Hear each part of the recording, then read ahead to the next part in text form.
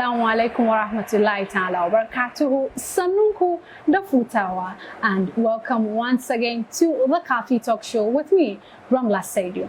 Given the narrative surrounding Islam, informed by major media houses, very few predicted the rise of beauty and modest fashion in Muslim communities. Some Muslims have come out to criticize and condemn beauty and modest fashion in all forms, with reasons that it goes against the Islamic principles and what Islam preaches, most especially for women.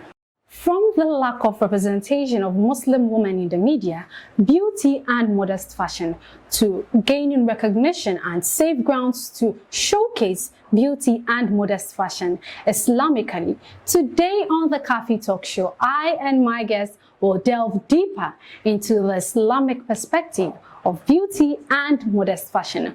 Don't go nowhere. When we are back, I'm going to unveil my lovely, assertive guest.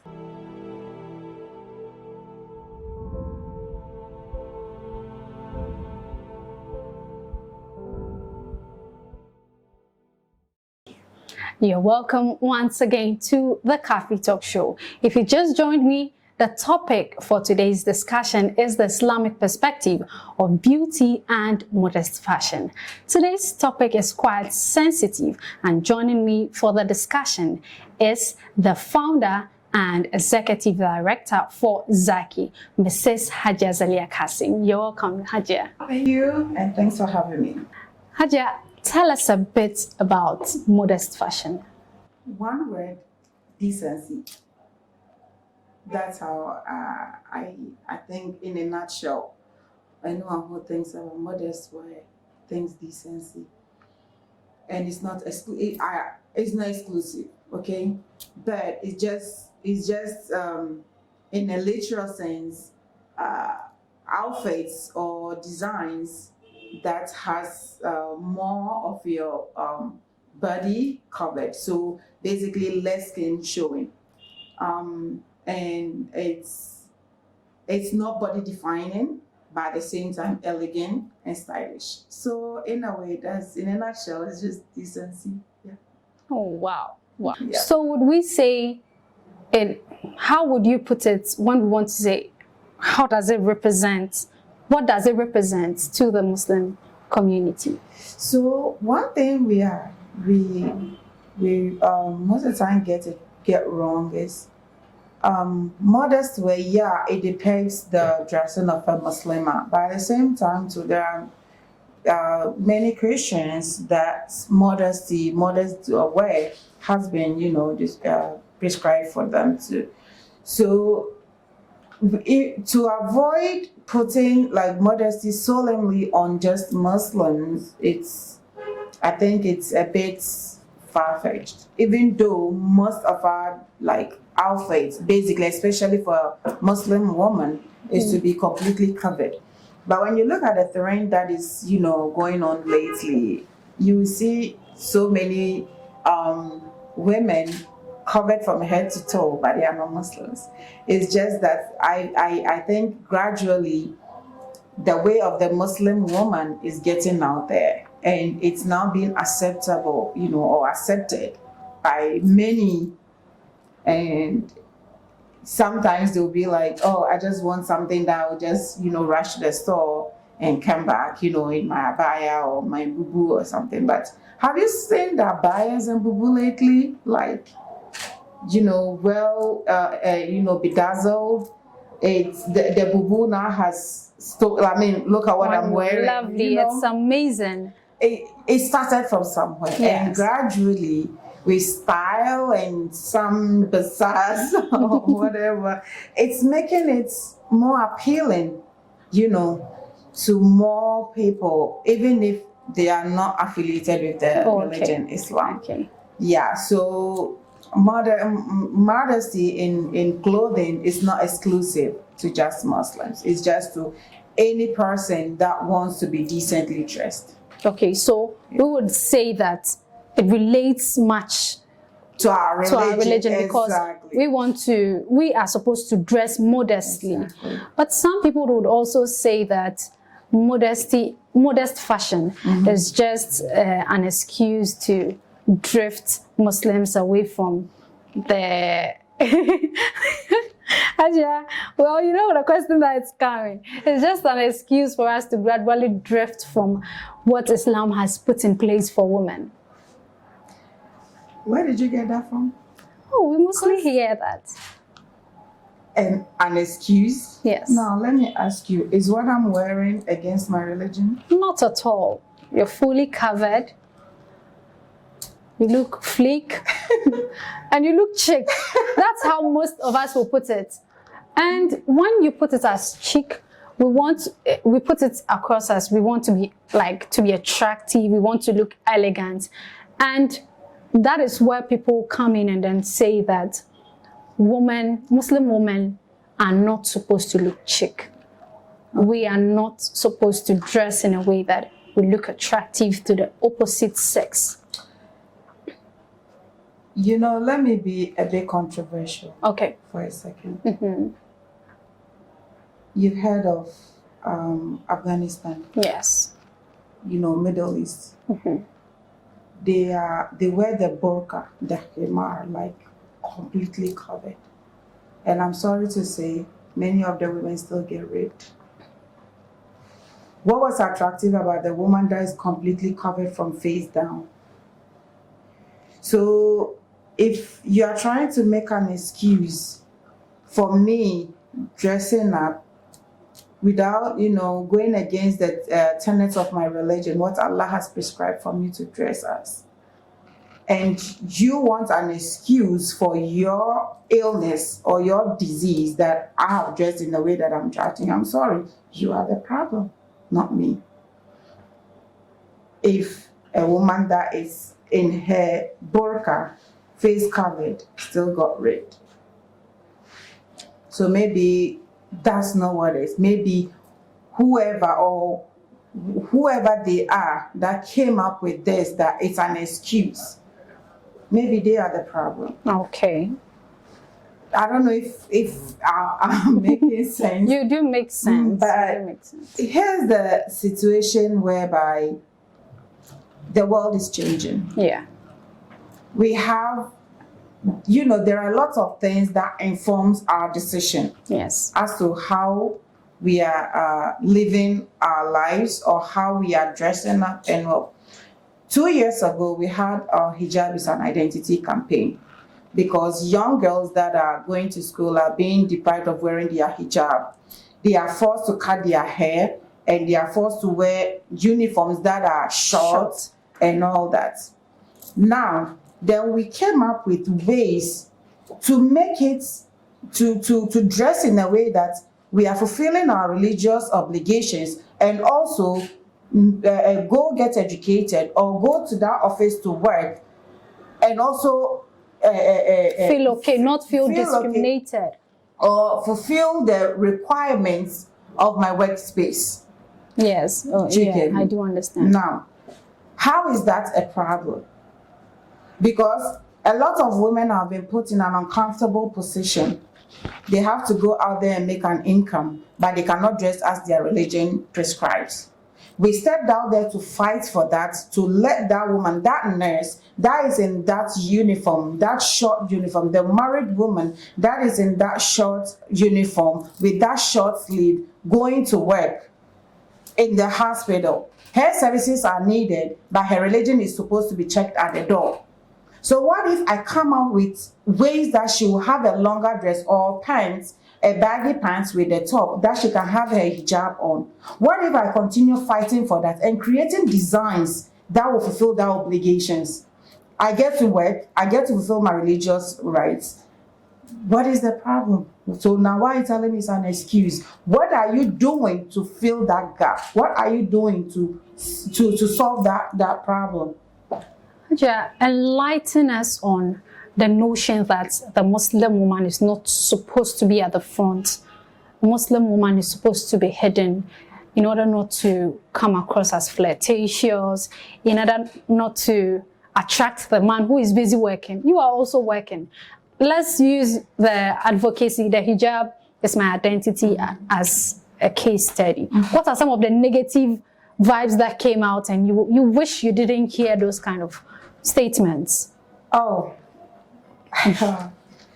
see, that topic, I try to avoid it because one, it gets me emotional, and two, it gets me angry.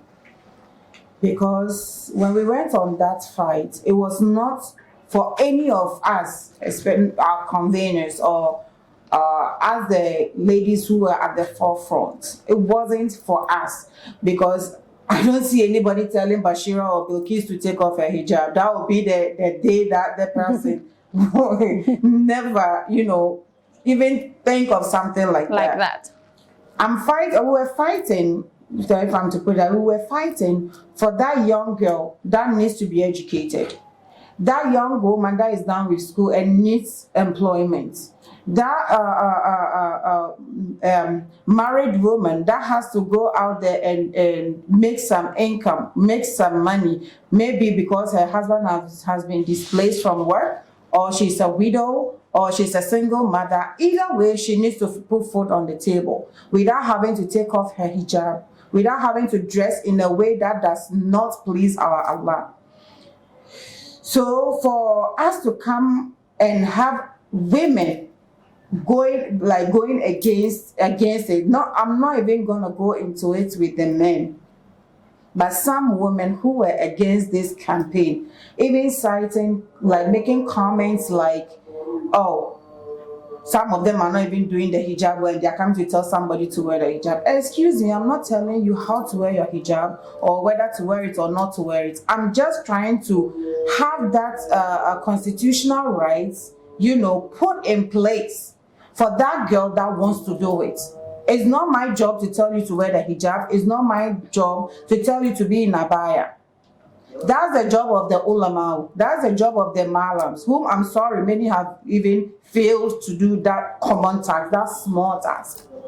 Okay, so this comes in where the misconceptions of modest fashion. How has it affected you? Because we really get those kind of things daily, on daily basis. Well, the funny thing is, those who have those things to say do not say it to my face. They would rather say it behind my back. You. And if you are saying things behind my back, I don't have time to respond to you. But I do. You see, someone actually once sent a message to a friend that why is she into fashion or fashion designing or whatever. So I told her to go tell him to walk naked the following morning. He shouldn't wear his outfit. Because so far as you wear your jeans or your shirt, that's fashion. So far as you dress up and come out, you look at yourself in the mirror, make sure everything is in place. Or you take the iron and iron your clothes before you come out, that's fashion. You care about how you look like, and that's fashion. If you don't care, just walk out naked. Okay. Basically, Yes. It's about time we call a spade and not a big spoon. What is the problem? Is it the wording? Is it the word fashion that is a problem? Or is it, I don't get it. Or is it the word modest? I mean, look at the meaning of modest. And I'm trying to start something because look, modest fashion is worth over $250 billion a year. Wow. That's the industry. Wow. Some people are focused on making hijabs. Some are focused on making the hats, for the cap for wearing the. Some are focused on wearing abaya. Some will sit somewhere and be like, oh, need the abaya in Dubai abaya. Because Dubai maybe is now known for their abaya. Someone is there that all I do is boo. These are all money-making segments of the fashion industry. And this is exclusive, just the modest one. And you know the sad thing, Muslim women, we spend more money in this fashion world than any other sect. Why? Because we love to look good, even if it's within the comforts of our religion. Look at the laces we buy. Very expensive. Very, very expensive. look at the fabrics, the super wax, jewelries. and the jewelries, the bags, perfumes, you name it. Mona Kashe Kudi Society in that area. Yes, So now, how about creating our own and the money coming back to us instead of going to the Givenchy or the Fendi or the Dolce and Gabbana? Wow. Even them are making hijabs now. Yes, they are. You go into, I have some, I'm sorry to say, because they are beautiful. So, Nehana Mu doing it ourselves. Yes, Creating the business.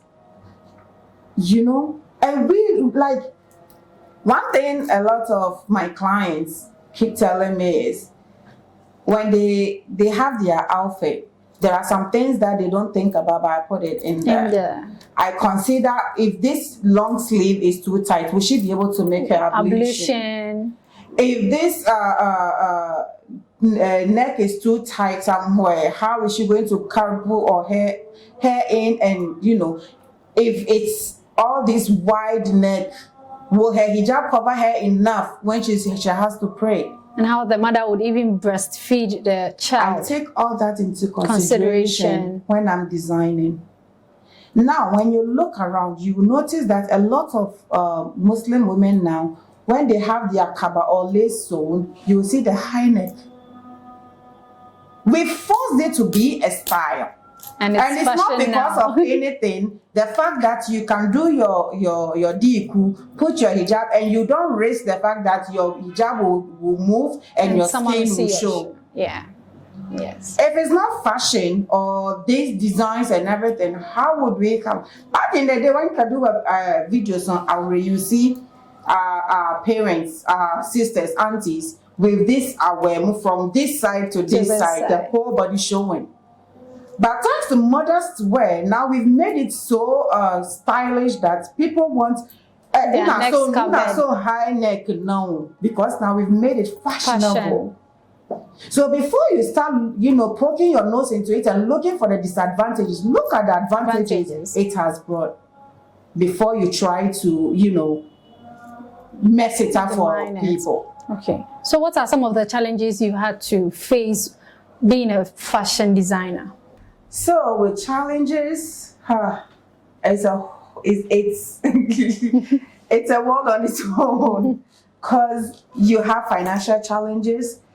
When you start afresh, getting clients, to believe and trust you to deliver. Yes, and basically pleasing the clients and trying to go above and beyond what they expect.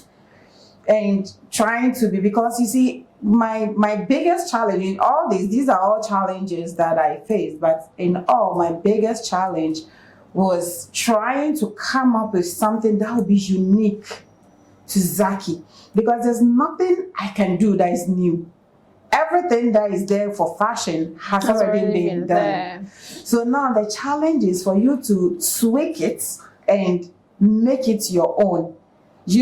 Dress that person up and let the person stand out. Now that's a huge challenge. But alhamdulillah, with a little bit inspiration here and there, I'm able to come up with something. And recently, I was supposed to bring out my September collection, and I just didn't know what.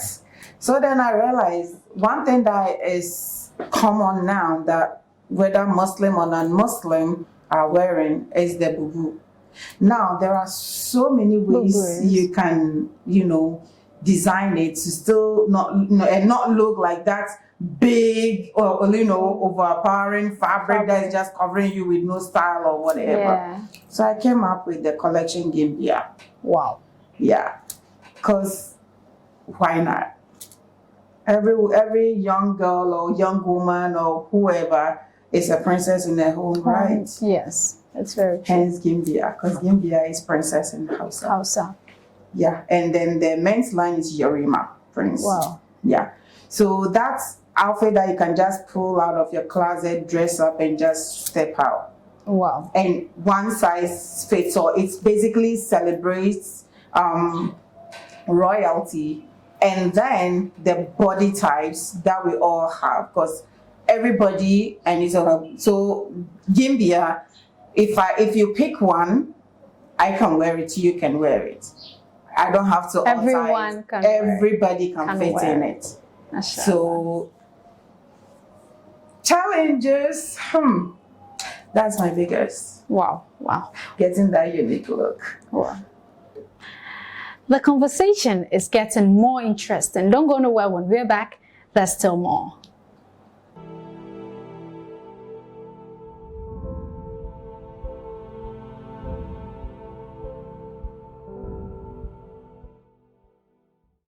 Welcome back from that short break. We're still having the conversation, and the topic is the Islamic perspective of beauty and modest fashion. We're right here at Early Eats, adjacent GCB, here in Nima. Walk in here and have your sandwiches, your wraps, your salads, your tea, and thank me later. We're still going to continue this conversation. Hadia, the hijab, we all know, is a command from Allah, and also a choice. Oh, you don't think so? Okay. It's not a choice. Take us through that. Now, there's no compulsion in Islam. But then if you choose to be a Muslim, you have to go by the tenets and the commands of Allah. Okay. So far as you're a Muslim, hijab is obligatory on you. But this is the case where others do not wear it. And nobody forces them. So in that case, we can say it is their choice not to wear it. Now, it's not a choice. But it is theirs. No, it's not. It's not. It's not like a menu. A menu. Okay. And it eats that. Pick and choose what you want. But so far as you are a Muslim, a practicing Muslim, you have no choice but to go by the obligations of the deen. Now, if someone decides not to wear the hijab, that's between him or like her and Allah. And it's not for me to judge or to force to wear it. Like I said, there's no compulsion in Islam. Now, as to why the person is not wearing it, I don't know. But I love wearing my hijab. Of course, we all enjoy it. Exactly. And mostly when you walk with a hijab, I really get so many compliments. Yeah, it's...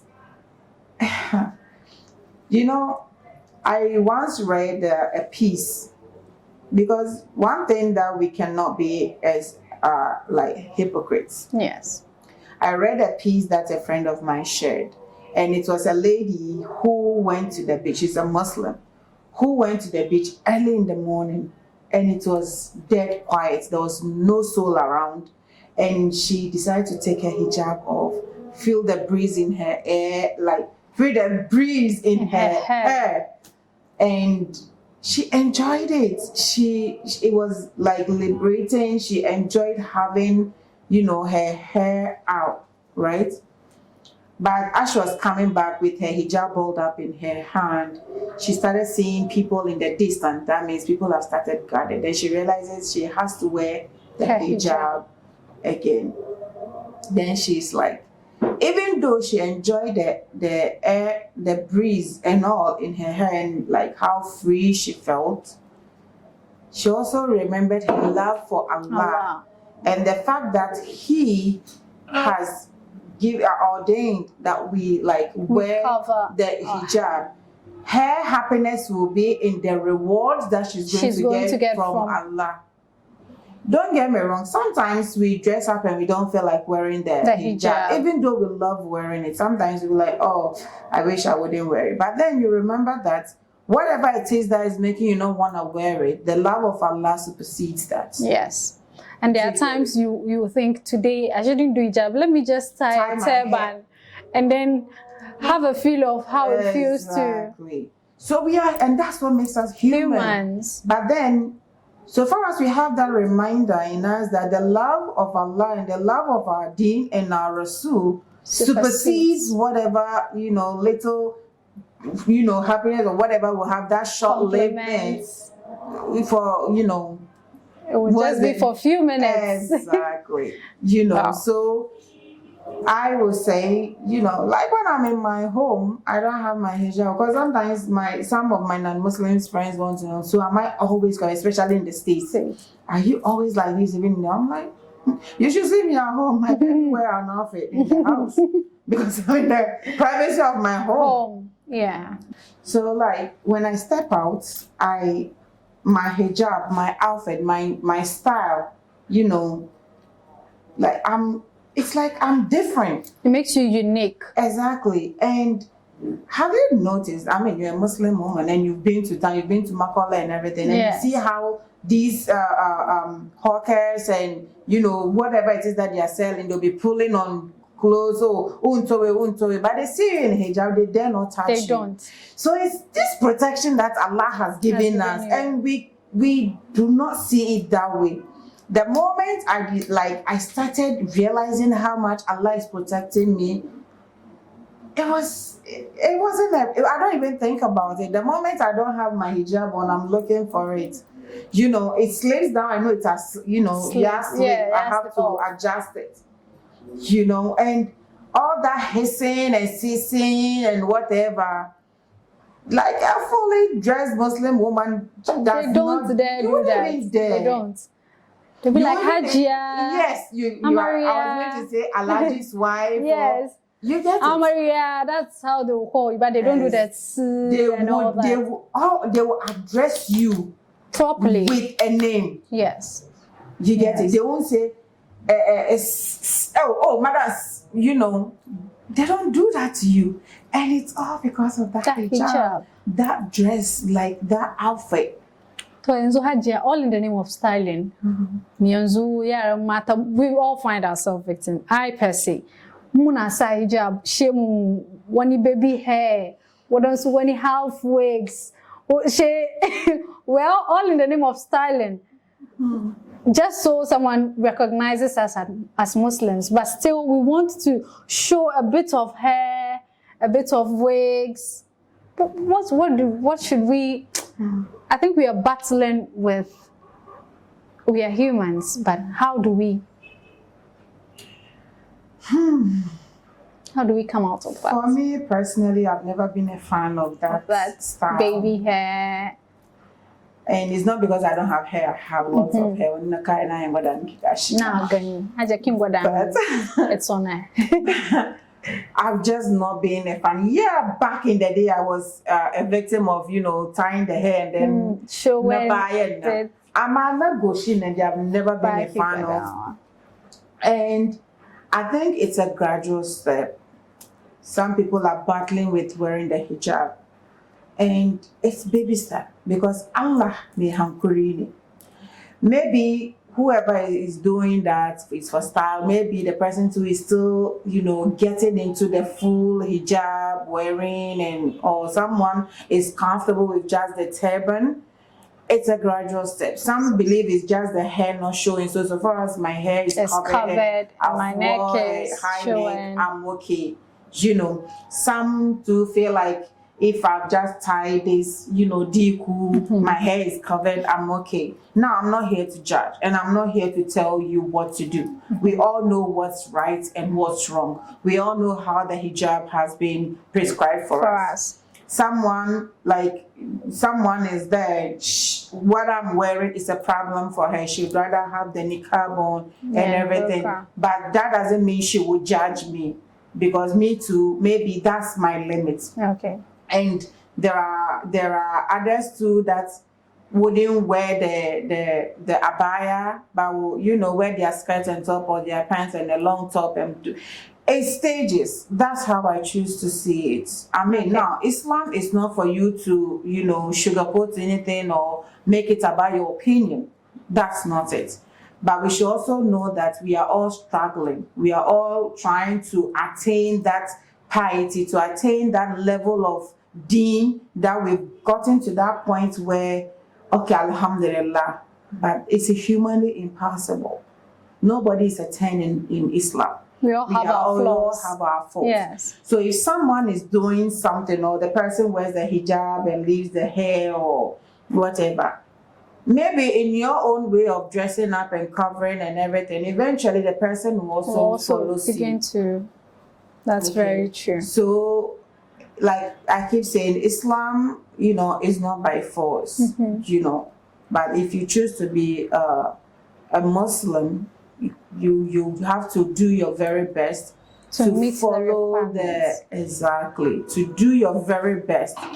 There's no perfect Muslim, Even our Rasul, who was guaranteed Jannah, that's istighfar every day, morning and evening. You understand? So that just goes to show the human part of us. Now, if they are that, because sometimes when you read the Fazail Amal, you read the stories of the Sahaba and Sahabiya and everything, the lives they led, and they still cry of meeting Allah, then I guess as for us, we should be, I get you. Crying constantly every day because we fall short in so many ways.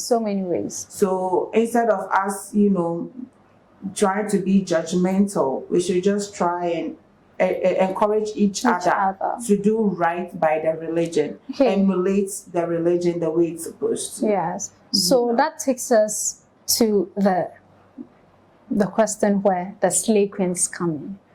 What message do you have for our Zongo ladies who tag themselves as slay queens? So a little background on the slay queen thing. It used to be something that a lot of empowered women went, like from the Oprah Winfrey's to whatever, because they are empowered, they are making their money, and when they dress up, they slay. See, that's what it was. And I was having a conversation just yesterday, and a friend of mine made a comment that it was that until people started realizing that many of these women have, kind of twisted it, because a lot of them, it stopped being that empowered woman, it stopped being that boss chick, it stopped being that woman that, wakes up and has her entrepreneur hat on, or she has her business, face on, and goes Monday to Friday, work hard, and then at the end of the month make her money, slay in it. And then it turned into having this sugar daddy or having this boyfriend who spoil you with things in exchange for what and everything. Trying to impress the public. public. And then that's what it turned into. And then it became this gaudy, disgusting thing. I say that because a lot of these young girls just do not know better. Because maybe from home, parents don't have it. Or parents don't care whether she's educated or not. Like, it's like to each his or her own kind of situation. So she grows up, she finds this man or whatever that be like, okay, I'm going to take care of you or whatever, and she thinks that's love, but he's in a way maybe defiling her or abusing her, whatever. But she doesn't know any better. All she cares about is to have this latest phone or have this current bone straight hair or whatever. So it will show that she's a big girl, she's a slave queen. So slave queen having that good look, it's no longer that. Now a lot of people have distanced themselves away from it because it's now this, they call it high profile prostitution and stuff. I don't know if that's what it is, but that's what it has become. Because when you look at these young girls, most of the times I don't see a future there. And it hurts. Because you see these beautiful girls that can accomplish so much. But they don't have the vision. They don't have the drive to even have a vision or a dream. And all they look out for is to dress up, have all these blings or whatever on them, and at the end of the day, to what extent? What is coming out of it? So that slave queen word in itself, I don't even like hearing it because it has taken a bad turn. And it's unfortunate that young girls that are coming up, that's all they see. Especially social media, it has made it so easy. Someone can be living in a deplorable situation, right? But the person will take these photos and everything, misleading people. So I always say, don't go by what you see on social media, because like 90% of the times it's not true. They are just living a lie. And if you are going to look up to somebody, find someone that you have a close encounter with, not the social media person. Because you see that person, you'll be shocked when you see the person in person. You'll see that it's so different. I mean, nowadays we have so many filters. I can decide to look like a white woman if I want right now.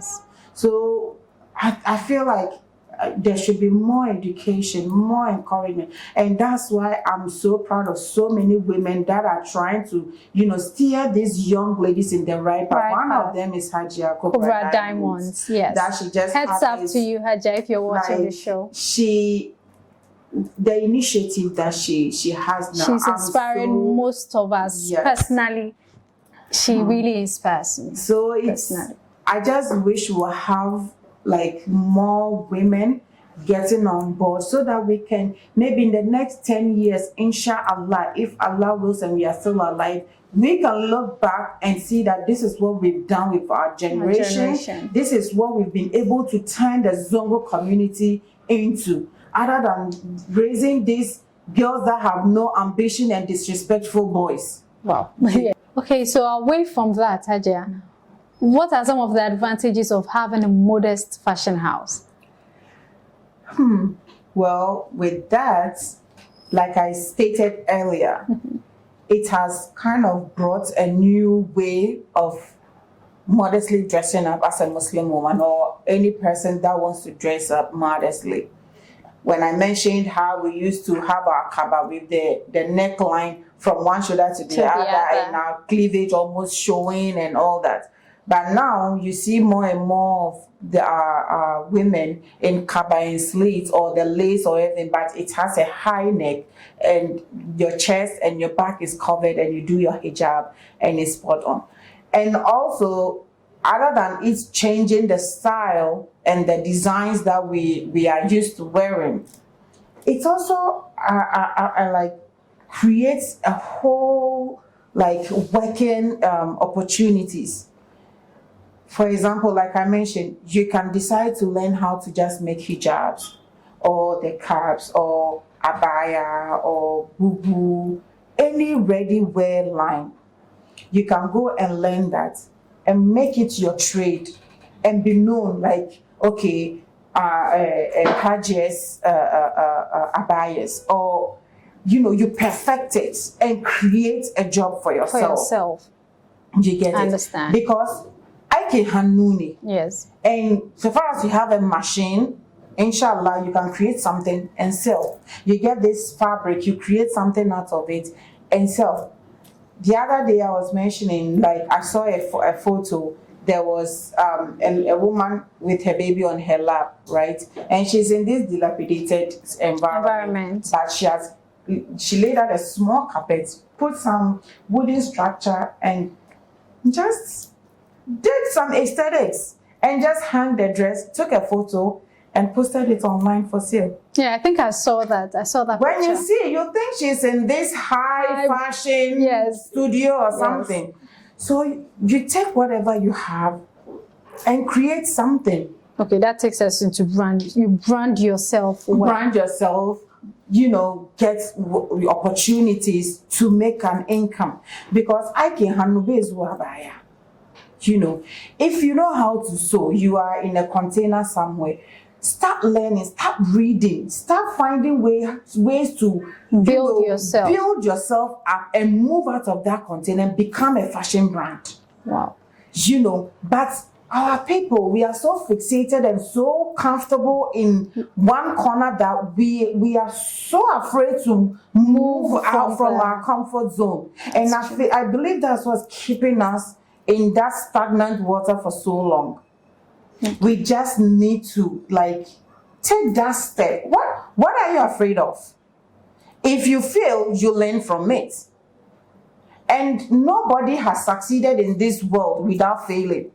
Failure is constant in any point of our lives. Yeah. So we just need to embrace it, take that step, Be bold and go for it.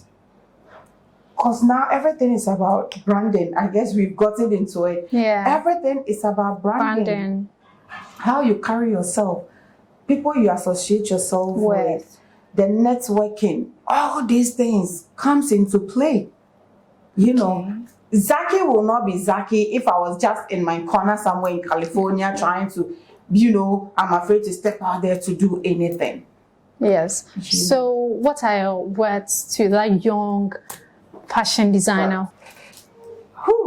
You know, when it comes to this question, sometimes I draw blank because there's never that one true advice or that one true thing that will connect with whoever is watching or whoever is listening.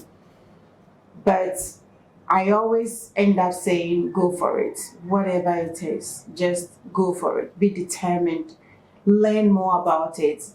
Don't try to go into something you are ignorant of or you are naive to. Just research it. Get to, you know, ask questions. Get to know someone that is into it. How I most of the time get these messages in my inbox. Oh, how do I become, you know, a fashion designer? Or how do I learn? Can you teach me? Can you do this? All those things. And then I'll respond to them. But most of the times, people don't realize that you have to work hard towards achieving your goals. Don't sit back and see the person living his or her dream now and assume the person just woke up one day and became it. You need to work hard towards it. You need to make sacrifices. Look, back in the day, whenever I come to Ghana, like I'm stepping out with my friend, you know, maybe having a road trip, having fun. But ever since I took on this thing, I don't remember the last time I even stepped out. You get it? So you will have to let go a lot of things that, you know, you enjoy. Because you have a dream, you need to realize, you need to make it come true. So if I tell you go for it and you think it will be that easy, well, good luck. But I will tell you it's hard. I'm still learning. I'm still making mistakes. I'm still failing at some things. I have designs that did not see the light of day because it was a failure.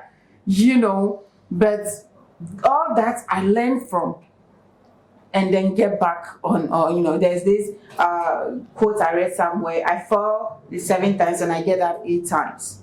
So it doesn't matter the number of times you fall, just make sure you get up and fulfill that dream, whatever it is. And modest wear fashion, I feel like going into this, because I'm an accountant by profession, that's what I studied in school, financial accounting.